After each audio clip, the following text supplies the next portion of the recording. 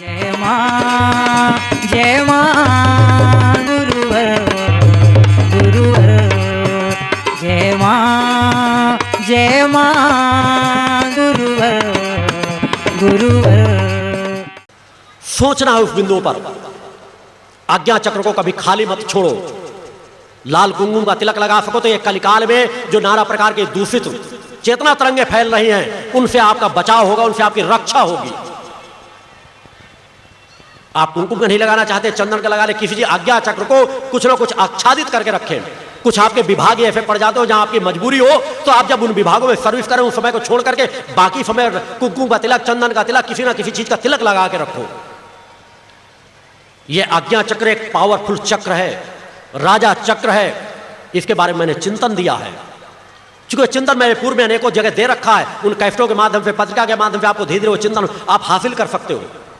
क्योंकि मैं साधना पथ में बढ़ाने आया, इसलिए सभी चीजों को संकेत उस दिशा के दे देता हूं। क्योंकि चाहूं तो 1-2 घंटे में आपको चिंतन नहीं दे सकता। आपको सचेत होने की जरूरत है कि आज्ञा चक्र पर कुमकुम का तिलक लगा के रखें। जब भी ध्यान साधना बैठे, मेरुदंड को सीधा करके बैठे, भोजन शुद्ध और सात्विक करें, नशे का उपयोग न करें। अपने घर में कम से कम एक मां का प्रतीक स्वरूप ध्वज अवश्य लगवाएं, कि जिससे आप जब कभी भी घर से बाहर निकले तो ध्वज को देख करके निकले। आपके देखें, आपके जो विषम ग्रह योग, विपरीत ग्रह होंगे वे अनुकूल होंगे। जब आप घर में प्रवेश करें तो आप ध्वज को देख करके घर के अंदर प्रवेश करें। यहां पे जो ध्वज प्रदान कराए उनमें मेरे द्वारा उनके प्रति एक प्रयोग बराबर चलते रहते हैं। उन ध्वजों को आप जब लगाएंगे तो आपके ग्रह दोष दूर होंगे, जिन चीजों के लिए आज वस्तु शास्त्री अनेकों लोगों के मकान तोड़वाते रहते हैं। ये ऐसा कर लो, वैसा बस। अरे मकान कोई दक्षिण दिशा, शहरों में तो हर मकान एक दूसरी दिशाओं में बनेंगे। आप अशांत तो हर व्यक्ति आता है, कोई भी तांत्रिक आपके घर जाएगा, कोई देखने जाएगा, तुरंत कह देगा आपका घर सही जगह पे नहीं बना हुआ, आपके घर की दिशा सही। आप अशांत हो जाता, आप एक मकान बेचते हो, दूसरी जगह बनवाते हो। हजारों लोगों के फोन आते रहते, हजारों लोग मिलते रहते हैं, गुरुदेव जी हमारा फला व्यक्ति बता गए थे कि हमारे घर में ग्रह दोष है, आपके घर की जमीन बहुत वजन है। अरे उन धूर्तों को कैसे मालूम होगा कि आपके घर की जमीन वजन है? आपके घर की जमीन भारी है, आपके घर की जमीन प्रभावित है। जिनको अपने आप का ज्ञान नहीं है वह दूसरों आप लोगों के अंदर भ्रमित कर देते हैं। उन्हें कह दिया करें आपको जितनी दक्षिणा की जरूरत है, आपको खाने पीने की जरूरत, आप हमसे पैसा ले लीजिए और अपना रास्ता ना पिए। आप भय मत खाओ। बड़े बड़े तांत्रिक जो आंखें फाड़ फाड़ के आपको डरवा रहे हो, दिखा रहे हो, उनको मुंहतोड़ जवाब देना सीखो। सत्य तुम्हारे अंदर है, वह असत्य से ग्रसित है। असत्य कभी सत्य पर विजय नहीं प्राप्त कर सकता। वह आपका कभी नुकसान नहीं करेंगे। आप भयग्रस्त हो जाते हो और वो इसी का फल उठा रहे हैं, इसी का लाभ उठा रहे हैं। समाज के बीच गैंग के कार्य करते हैं। घर में जब पति नहीं होंगे, पतियां होंगी, उनके घर में पहुंचेंगे, कहते हैं तुम्हारे पति की हत्या होने वाली, तुम्हारे पति के तो दुर्घटना का योग है, तुम्हारे बच्चे के उसमें मृत्यु योग जुड़ा हुआ है, इस बच्चे के इतने साल बाद मृत्यु हो जाएगी, तुम भयभीत हो जाते हो। अगर उसने बता भी दिया, उस बात को जाने दो, नजरअंदाज कर दो। फिर भी अगर भय तुम्हारे अंदर आए तो मां की शरण में जाओ, मां का स्मरण चिंतन करो। जो उनके प्रयोगों से लाभ नहीं मिलेगा वो मां की आराधना से आपको लाभ मिल जाएगा। जो बड़ी बड़ी कथाएं सुनने से लाभ नहीं मिलेगा वो दुर्गा चालीसा के पाठ से लाभ मिल जाएगा। मैं सरल से सरल मार्ग बता रहा हूं, आप चले तो देखें तो। उन्हीं माध्यमों से मैं आज समाज को लाभान्वित करता हूं, उन्हीं समाज से समाज के विषमताओं को मैं दूर करता हूं। उन्हीं प्रयोगों के माध्यम में मैंने समाज को आज आने को समाज को मैंने जीवन दान दिया है। यह समाज के वो प्रमाण है जो अगर एक प्रमाण को कोई गलत साबित कर देगा तो 10 प्रमाण में उसी तरह के उनके सामने उपस्थित कर दूंगा, उसी तरह के कार्य करके दिखा दूंगा। बोलो भगवान की जय। जब तक मैंने आश्रम की स्थापना नहीं की थी तब तक मैंने स्वतंत्रता से समाज के बीच नाना प्रकार के कार्य केवल एहसास कराने के लिए किए। कि जब जिस यज्ञ में किसी ने कहा कि कहां क्या करना है, मैंने उस तरह समाज के बीच माइक से कह के कहा कि हाँ इसको मैं इतने दिन के अंदर ठीक करके दिखाता हूं। यहां बैठ करके उस व्यक्ति घर में क्या सोच रहा है उसको यहां बताता हूं। हिंदुस्तान में रहकर विदेश में कौन व्यक्ति कहां पर जेल के अंदर पड़ा हुआ है उसको यहां बताता हूं। जिसको बारे में लोग कहते हैं कि वो कहां पर है, उसके बारे में ये सब घटना मैंने दिया है।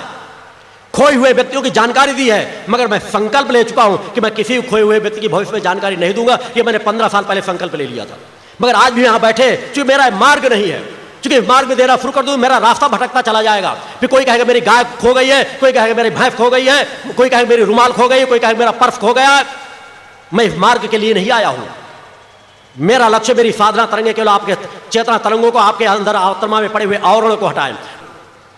धीरे धीरे अपने आप को सुधारो। सबसे पहले हम अपने आप को सुधारें और फिर समाज को सुधारें। हर पल सचेत रहें कि हमारे अंदर जो अवगुण है उनको किस तरह से हम दूर कर सकते हैं, अपने विकारों को किस तरह से दूर कर सकते हैं। किसी विकार में एक दिन लिप्त हो जाओ तो विकार के बाद सोचो कि हमको इससे लाभ मिला क्या, हमने अपराध किया इससे हमको मिला क्या। हम थोड़ी देर काम भावना से ग्रसित हो गए, मगर काम भावना से हमको शरीर को मिला क्या, इससे शरीर तो हमारा और क्षीण हो गया। धीरे धीरे आपके उसके प्रति आपकी अरुचि पैदा होती चली जाएगी। काम करना तो अपने शरीर से करो, संबंध स्थापित करना तो अपने शरीर से करो। आज संभोग से समाज में समाज भटका हुआ है। अपने आप से संभाव से संबंध स्थापित करो, एक चक्र से दूसरे चक्र को जोड़ो। देखो जो आनंद आपके अंदर, जिस तरह आपकी बाह्य इंद्रियां जब अंदर की ओर समेटने लगती है, जो तृप्ति आपके बाहर के संबंधों में नहीं मिलेगी, जिन संबंधों में आज युवा वर्ग भटकता चला जा रहा है, पतन के मार्ग में जा रहा है, उस युवा वर्ग को सचेत करना चाहता हूं कि जागो, उठो और देखो कि जो आनंद की खोज तुम बाहर करना चाहते हो, उससे कई हजार करोड़ों गुना ज्यादा आनंद तुम्हारे शरीर के अंदर बैठा हुआ है। तुम्हें कहीं बाहर खोजने की जरूरत है। भगवान की जय। एक चेतना तरंग जो भी आप अंदर प्रवेश करते हो, लगता है इससे बाहर हमको जाना न पड़े। जिस तरह कोई प्रेमी प्रेमिकाओं को अलग करे तो उसको दुश्मन के समान देखते हैं, वही भाव आपके अंदर आ जाए। जब आप अंदर एकाग्र हो गए, ध्यानस्थ हो गए, तो कोई छोटा भी लगेगा, ध्यान तोड़ने की आपकी इच्छा नहीं पड़ेगी।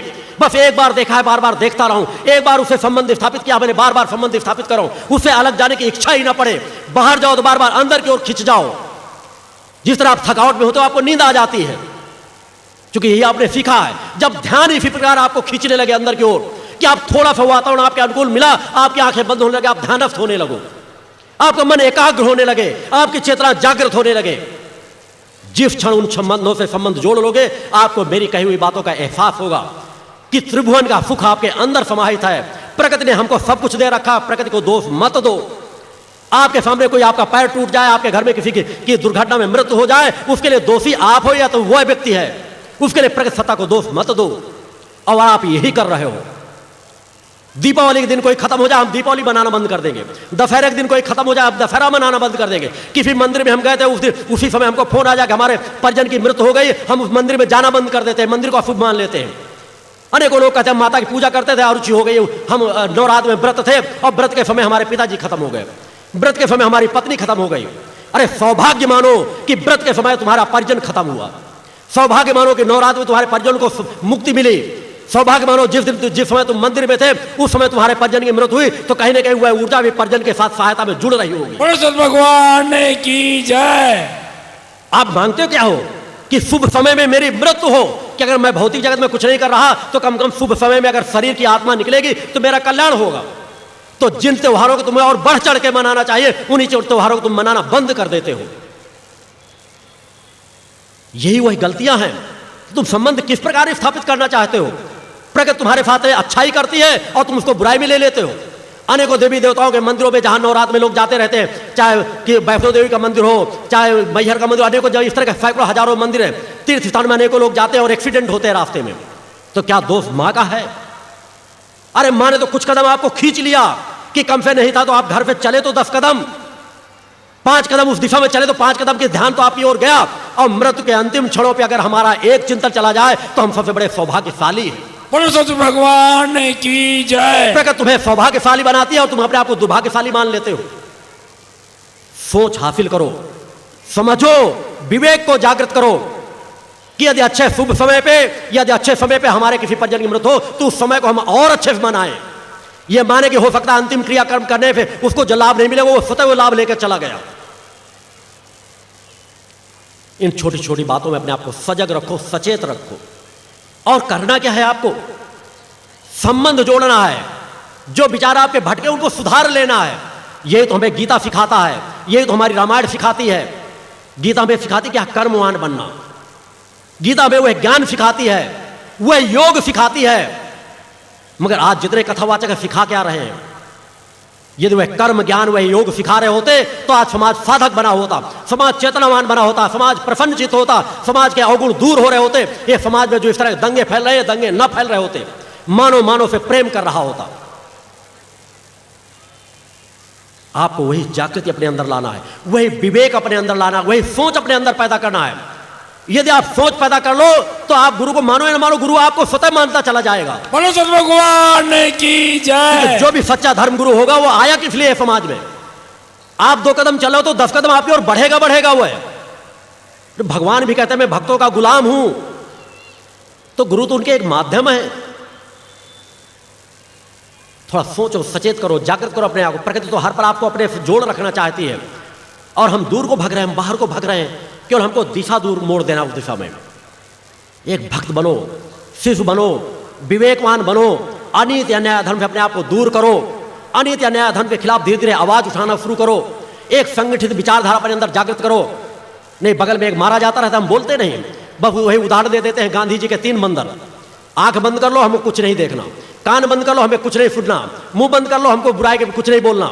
मैं कह रहा हूं, आंख खुली रखो, कान खुले रखो, मुंह खुला रखो, बुराई को देखो, बुराई को सुनो, और बुराई के खिलाफ आवाज उठाओ। बोलो सतगुरु भगवान की जय। तुम इंसान हो तो बुराई को देखो, बुराई को सुनो, बुराई के खिलाफ आवाज उठाओ, और जरूरत पड़े तो हाथ भी उठाओ। बोलो सतगुरु भगवान की जय। और अगर बंदर हो, अपने आप को बंदर मानते हो, बंदर की औलाद मानते हो, तो आंख बंद कर लो, कान बंद कर लो, मुंह बंद कर लो। अगर मानो हो तो सचेत हो, विवेकवान बनो। जब तक हम बुराइयों के खिलाफ आवाज नहीं उठाएंगे, तब तक समाज से बुराइयां दूर हटेंगी नहीं। पूजा पाठ कर लेना हमारा एक पक्ष है, मगर जो 24 घंटे हम समाज में जुड़े रहते हैं, उसके प्रति अगर हम सचेत नहीं होंगे तो हम सत्य पथ पर कहीं बढ़ ही नहीं पाएंगे। चाहे हिंदू धर्म हो, चाहे इस्लाम धर्म हो, वे नकारे जाने लगेंगे। चाहे गिरजाघर हो, चाहे गुरुद्वारा हो, आस्थाएं खत्म होती चली जाएंगी, वहां अनादर किया जाने लगेगा, अनीति अन्याय अधर्म बढ़ता चला जा रहा है। वो संगठित गिरोह के गिरोह कार्य कर रहे हैं, और तुम सत्य के लोग एक विचारधारा नहीं बना पाते। एक अपराधी, एक गुंडा किसी मोहल्ले से अगर निकल रहा होता है तो 10 लोग सर झुका के बैठ जाते हैं कि इसको हम क्या इससे टकराएं। अरे होना तो चाहिए एक चेतनावान व्यक्ति, एक सत्य पथ पर चलने वाला व्यक्ति, एक सही विचारधारा पर चलने वाला बुद्धिजीवी वर्ग अगर एक कोने में किसी जगह खड़ा हो, तुम उस जगह से निकलने वाले हजारों अपराधी सर झुका करके निकले। समाज में होना तो चाहिए की जय। उस परिवर्तन की ओर तुम्हें जागृत होना है। तुम लोगों के पास अलौकिक क्षमताएं भरी पड़ी है। अरे अपने लाभ हानि से किससे भय खाते हो? किसी का सहारा देने में तुम्हें कुछ क्षति हो जाए, क्षति हुई किसकी? यह शरीर तो नाशवान है, आज आया और कल जाएगा। जन्म लेने में जिसमें हम प्रफुल्लता बनाते हैं, हर पल मृत्यु की ओर बढ़ रहा है। मगर हमारा यह शरीर जिसका हम चाहें तो जितना सदुपयोग कर सकते हैं, अंदर आए बैठी हुई आत्मा को हर शरीर में और चेतनावान बना सकते हैं। केवल एक यही मार्ग है जिसको हम विकास पथ पे जा सकते हैं। शरीर तो हमारा विनाश की ओर जा ही रहा है। चाहे जितना संभालेंगे, चाहे जितना खिलाए पिलाएंगे, एक दिन तो नष्ट होगा ही होगा। मगर जितनी आत्मा को खिलाएंगे, जितना आत्मा को चेतनावान बनाएंगे, तो अगर पूर्व जीवन के कम संस्कार लेकर आए थे तो इस जन्म के ज्यादा संस्कार लेकर के जाओगे। नवीन जीवन ज्यादा चेतनावान होगा, नवीन जीवन ज्यादा सामर्थ्यवान होगा। उस दिशा की ओर तुम्हें सचेत होना है, जागृत होना है, सोचना है, विवेकवान बनना है कि हमें करना क्या है। नहीं वही होगा, साधु संत सन्यासी आएंगे, माया महा ठगिन में जानी, और इसी में पूरा दिन काटते रहेंगे। मैं कह रहा हूं काया महा ठगिन में जानी, माया ठगनी तो नहीं है। माया का हमें उपयोग किस प्रकार करना, वो अगर हम सचेत हो तो माया तो हमको कहीं नहीं ठग रही, मगर एक काया हर पल ठग रही है, जिसकी हम इतनी देख रेख करते हैं, जन्म लेते ही मृत्यु की ओर बढ़ती चली जाती है। हम रोकना चाहें तो नहीं रुकेगी, और रोकना भी चाहें तो केवल एक मार्ग है, आध्यात्म मार्ग, सत्य मार्ग। हम इस पथ पे चलकर के अगर चाहें तो अजर अमर अविनाशी बन सकते हैं। हम अपने मृत्यु को जब चाहें जब वर्ण करें, अपनी इच्छा अनुसार मृत्यु को अब ग्रहण करें। अतीत में लोगों ने हासिल किया है, क्योंकि अगर मैं कह दूंगा तो फिर समाज भटकने लगेगा। इस शरीर में जब जहां चाहूंगा उस तरह से अपने शरीर का त्याग करूंगा। मेरी इच्छा के विरुद्ध कोई मेरे शरीर को नष्ट नहीं कर सकता। बोलो सत भगवान की जय। ये किसका कह देने मात्र से नहीं, ये माता आदि सत्यजनी जगदम्बा की कृपा है। क्योंकि सातों चक्र यदि पूर्ण कुंडली चेतना किसी की जागृत हो तो अपने शरीर को जब जहां चाहे, जिस रूप में चाहे, उस रूप में शरीर को जब चाहेगा त्याग कर सकता है। 1 मिनट में बैठे बैठे, बिना किसी बीमारी के, बिना तकलीफ के, बिना मृत्यु के अंतिम अवस्था में जाए हुए अगर शरीर को त्यागना चाहे, शरीर का त्याग कर सकता है। जब चाहे जब शरीर को अपने भस्म कर सकता है। कुंडली चेतना शक्ति में अलौकिक क्षमताएं हैं। धीरे धीरे अपने आप को सचेत करो, विवेकवान बनो, उस रास्ते में चलना सीखो। लाभ हानि से पड़े उस प्रगत सत्ता से संबंध को जोड़ो। कम समय पूजा करो, मन को एकाग्र करके करो। और मन एकाग्र करने के पहले पूर्व मैंने को चिंतन दिए हैं। कुछ अगर समय होगा तो कल मैं चिंतन दूंगा। नहीं, कभी भी इन पत्रिकाओं के माध्यम से मेरे वो चिंतन आते रहते हैं। कैसेटों में हर क्षेत्र के बारे में मैंने चिंतन दे रखा है। कि एक सामान्य व्यक्ति भी वो चिंतन को प्राप्त कर सकता है, साधु संत सन्यासी भी प्राप्त कर सकता है। और बड़े बड़े योगियों को भी आज आह्वान करता हूं, धर्माचार्यों को भी आह्वान करता हूं कि आए कुंडली चेतना के जागृत करने के, चूंकि हर एक की अपनी पात्रता होती है। जिस बिंदु पर वह खड़े उनके आगे का ज्ञान प्राप्त करना चाहे तो अंतरंग योग की क्या क्रियाएं हैं वह ज्ञान हासिल कर सकते हैं, जो पुस्तकों में कहीं नहीं मिलेगा। वह सरल से सरल मार्ग अंतरंग योग का, कि हम किस बिंदु पर है तो किस बिंदु से हम किस तरह अपनी आंतरिक चेतना को ऊपर बढ़ाएं, जागृत करें। और कोई अहंकार में है, चूंकि मैंने कहा मुझे अहंकार नहीं, चूंकि मेरे पास जो क्रम है वो कहने के लिए मैं बाध्य हूं, मगर मैंने कहा कि अगर कोई मेरी बात को गलत साबित कर देगा तो मैं अपना सर काट के उसके चौड़ में चढ़ा दूंगा। कोई साधक अगर निकल के आ जाए मैं उसका जिंदगी भर गुलामी करूंगा, अगर उसकी शक्ति सामर्थ्य मुझसे ज्यादा है मैं स्वीकार कर लूंगा, क्योंकि ज्ञान किसी 5 साल के बच्चे पर भी हो सकता है। प्रगति सत्ता तो कण कण में मौजूद है। और आह्वान करता हूं कि समाज के बीच अगर सिद्ध साधक है तो उभर करके आए, उनसे मेरा विरोध नहीं है। अगर उनके अंदर ज्ञान है तो मैं उसका स्वागत करूंगा, मगर वह ज्ञान जन कल्याण की दिशा में लगाएं, समाज को लूटने में न लगाएं, समाज का शोषण करने में न लगाएं। क्योंकि धर्म ही एक मार्ग बचा है। धर्म ही एक मार्ग होता है जब व्यक्ति सब तरह से विषमताओं से, सब क्षेत्रों से असमर्थ हो जाता है, तब वो देवी देवताओं की ओर, धर्म गुरुओं की ओर बढ़ता है। और धर्मगुरु भी उन्हें लूटेंगे, ठगेंगे, ठोकर मारेंगे तो जाएगा कहां समाज? समाज का सुधार कैसे होगा? अतः मेरा सभी वर्गों को समाज का आह्वान रहता है। यहां के 2 दिन का, आज और कल का जो समय रहेगा, क्योंकि जिस क्षणों पर जिस वातावरण में अपने चिंतन में ले लेता हूं वहां पर चेतना तरंगें मेरी बराबर कार्य कर रही होती है। आप जब चाहें रात में, चाहे मंत्र जाप यहां करना चाहें, रात में ध्यान में बैठना चाहें, आज से कल तक आपका पूरा समय है आपके पास, इसका उपयोग कर डालो। क्योंकि समय का हम जितना उपयोग कर लेंगे वही हमारे लिए सार्थक है। नहीं, समय कभी किसी का इंतजार नहीं करता, ना वो मेरा इंतजार करेगा ना आपका इंतजार करेगा। समय का उपयोग हमको करना है। प्रकृति हर पल परिवर्तनशील है, हर सब कुछ बदल रहा है, सब कुछ परिवर्तित हो रहा है। हम उसमें किस जगह अपने पात्र को किस तरह फिट करके उसका उपयोग करते हुए आगे प्रकृति के परिवर्तन में आगे बढ़ते चले जाते हैं, ये हमारे ऊपर है। सब कुछ यहां सामने है। हम अनीति, अन्याय, अधर्म के पलड़े पे खड़े होना चाहते हैं कि हम सत्य के पलड़े पर खड़े होने चाहते हैं? सोचना आपको। मैं खुले मन मस्तिष्क से समाज का आह्वान करता हूं, समाज को रास्ता देता हूं, समाज को मार्ग देता हूं, बगैर किसी गर्व घमंड के, बगैर किसी भौतिक जगत की कामनाओं के। तुम उसे स्वीकार कर पाते हो तो अच्छी बात होगी, नहीं स्वीकार कर पाते हो तो पूरे समाज कल्याण के लिए मेरे चिंतन तो एकांत के चलते ही रहते हैं। मैं सभी का आह्वान करता हूं कि आज और कल की आरतियों को, जो आज की आरती ले सके, जो आज की आरती नहीं ले सके, कल की आरती में अब आपके नजदीकी परिजन हो तो उनको बुला करके कल की आरती का लाभ दिलाएं। एक एक आरती महत्वपूर्ण है, क्योंकि आपकी आवाज किसी जगह तक पहुंचती हो कि नहीं पहुंचती हो, मगर इस पद पर बैठा हुआ आपका धर्मगुरु, आपके साधक मां का एक रजकण, कि आपकी ध्वनि मां के उस चरणों तक, उस कुंडली चेतना के माध्यम से अवश्य पहुंचती है। मैं आपकी ओर देख रहा हूं, आंख बंद किए हुए, किसी टाइम बैठा हुआ। बोलो सब भगवान की जय। आपके पास एक मौका है, एक क्षण है, इसलिए मैंने इन आरतियों के महत्व को मैंने बताया है। मैंने बताया कि उस दिव्य धाम की प्राप्ति भी किस तरह हो सकती है, क्योंकि बार बार उन चिंतनों में नहीं जाना चाहूंगा। उन आरतियों को और हम बढ़ने वाले हैं। आरती की व्यवस्था भी साथ साथ चलती रहेगी। बोल जगदम्बा माते की जय।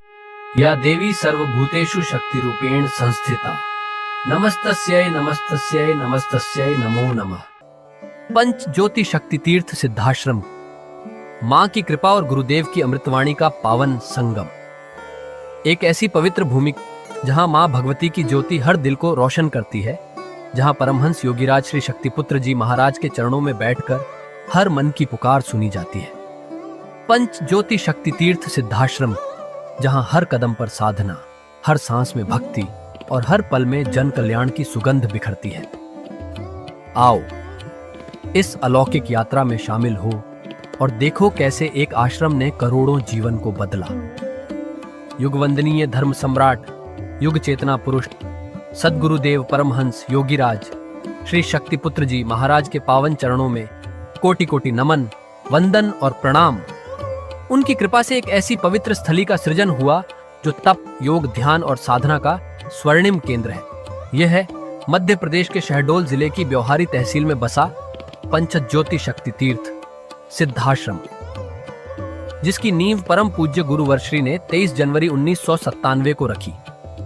तब से यहाँ मां भगवती की अखंड ज्योति जल रही है और 15 अप्रैल 1997 से श्री दुर्गा चालीसा का अखंड पाठ अनंत काल तक जन जन के कल्याण के लिए गूंज रहा है।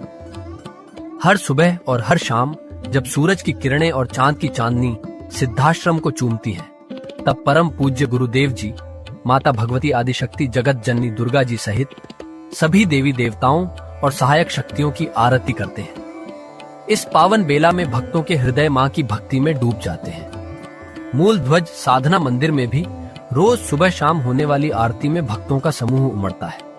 यहाँ हर मन की पीड़ा मिटती है, हर शरीर को शांति मिलती है और हर आत्मा को सुख, शांति व समृद्धि का आशीर्वाद प्राप्त होता है।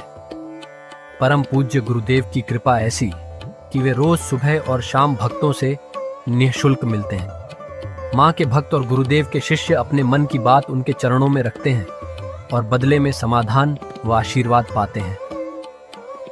अब तक 1 करोड़ से ज्यादा भक्त गुरुदेव से मिलकर उनके मार्गदर्शन से जीवन की राह पा चुके हैं। गुरुदेव की वाणी ऐसी कि सुनते ही मन में संकल्प जागता है। उनके आशीर्वाद से करोड़ों लोग नशे और मांसाहार से मुक्त होकर चरित्रवान और चेतनावान जीवन जी रहे हैं। हर दिन सैकड़ों लोग नशा छोड़ने की प्रेरणा लेने सिद्धाश्रम धाम पहुंचते हैं। पूज्य गुरुदेव के 20 लाख से अधिक दीक्षा प्राप्त शिष्य आज के अधर्म और अन्याय के दौर में भी मां की ज्योति से अपने घरों को आलोकित करते हैं। वे साधनात्मक जीवन जीते हुए आत्म कल्याण और जन कल्याण के पथ पर चल रहे हैं। क्या यह चमत्कार नहीं? सिद्धाश्रम धाम में पिछले 28 वर्षों से मां अन्नपूर्णा भंडारा चल रहा है, जहां सुबह शाम हजारों भक्तों को स्वादिष्ट और पवित्र भोजन मिलता है। और सुनो, यहाँ ठहरने की व्यवस्था भी पूरी तरह निःशुल्क है। क्या ऐसी जगह कहीं और मिलेगी जहां हर सुविधा मां की कृपा से मुफ्त हो? सिद्धाश्रम धाम की पावन सरिता के तट पर बनी त्रिशक्ति गौशाला देखकर भक्तों का मन आनंद से भर जाता है। हर महीने शुक्ल पक्ष की अष्टमी को गौ सेवा समर्पण दिवस मनाया जाता है, जब परम पूज्य गुरुदेव और पूजनीय शक्तिमयी माता जी अपने हाथों से गायों को रोटी खिलाते हैं। यह दृश्य देखकर हर भक्त का हृदय गदगद हो उठता है। गौशाला के पास ही स्वामी श्री राम प्रसाद आश्रम जी महाराज की समाधि मन को शांति देती है और पास ही दानवीर गुफा स्थल हर किसी को असीम शांति का अनुभव कराता है। हर साल शारदीय नवरात्र में सिद्धाश्रम धाम में शक्ति चेतना जनजागरण शिविर का भव्य आयोजन होता है। लाखों भक्त यहाँ योग, ध्यान और साधना सीखते हैं, गुरुदेव के चेतनात्मक चिंतन को सुनते हैं और मां की अलौकिक आरती का आनंद लेते हैं। मां की कृपा और गुरुदेव का आशीर्वाद पाकर हर भक्त धन्य हो उठता है। 23 जनवरी सिद्धाश्रम स्थापना दिवस एक और पावन अवसर है। इस दिन अखिल भारतीय सिद्धाश्रम दौड़ प्रतियोगिता, योग भारती सामूहिक विवाह और शाम को सुर संध्या व कवि सम्मेलन का आयोजन होता है। क्या मजा है जब भक्ति और संस्कृति का ऐसा संगम देखने को मिलता है। सिद्धाश्रम धाम का जनसंपर्क कार्यालय हर जानकारी का खजाना है। यहाँ से मासिक सिद्धाश्रम पत्रिका और साप्ताहिक संकल्प शक्ति अखबार मिलता है, जिसमें गुरुदेव की ऋषिवाणी और प्रेरक लेख पढ़ने को मिलते हैं। और हाँ, यहाँ माँ के प्रसाद के रूप में शक्ति जल भी निःशुल्क मिलता है। इस शक्ति जल ने करोड़ों लोगों को नशे और बीमारियों से मुक्त कर चेतनात्मक ऊर्जा दी है। क्या यह मां की कृपा नहीं? जन कल्याण का एक और अनुपम उदाहरण है निःशुल्क वस्त्र सहायता केंद्र, जहां लाखों जरूरतमंदों को कपड़े दिए गए हैं।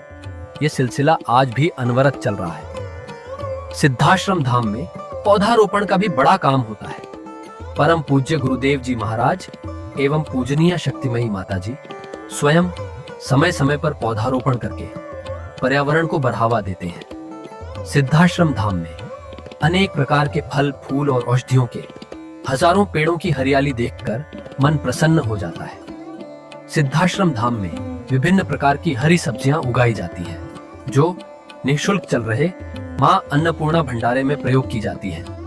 परम पूज्य गुरुदेव जी ने मानवता, धर्म रक्षा और राष्ट्र रक्षा के लिए 3 धाराएं बनाई हैं। भगवती मानव कल्याण संगठन, पंचज्योति शक्ति तीर्थ सिद्धाश्रम और भारतीय शक्ति चेतना पार्टी 15 मार्च 1995 को बने।